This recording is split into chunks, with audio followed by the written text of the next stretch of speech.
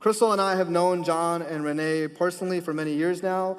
They've been to our house, we've been to their house, we've gone to dinners with them, I've gone to lunch with John, Crystal has hung out with Renee on their own. We know them pretty well. Now I want you to imagine with me, they're a married couple. I want you to imagine me telling John everything that I know about Renee. So John, here's what I know about Renee. I know that Renee is currently completing her second master's degree. Renee is Italian. I know that Renee, yesterday, John, she took a 3-hour nap.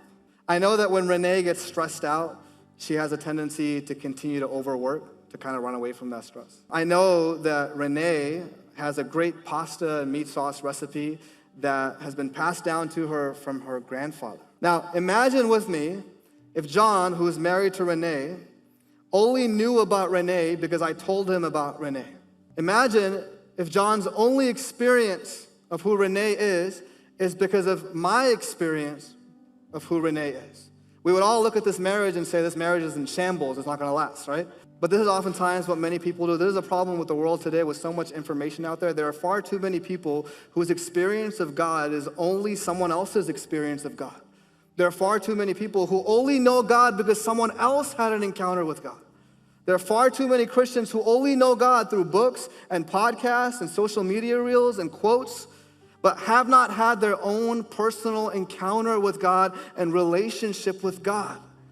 And what happens is that when life gets hard at 2 a.m., you have that anxiety attack, or when you face unmet expectations in life, you say, God has disappeared. Maybe it's not that God has disappeared. Maybe it's that you don't know what his voice sounds like.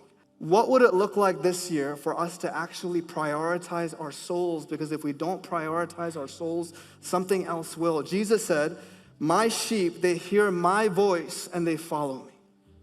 Not that they hear someone else's voice and follow them. So indulge in the resources and the podcasts and all that stuff. But I need you to know this year, if you're going to have a true vision for your soul, you need to have an encounter with God himself. And it begins with us pausing and opening and hearing from him through his word.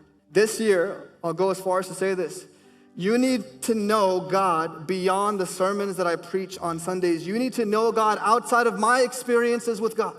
What would it look like for us to prioritize ourselves, our families, in such a way that we have a personal relationship with him, that we know his voice. We know when life gets hard that he has not disappeared, but he's guiding us and he's leading us. And he's calling us to him.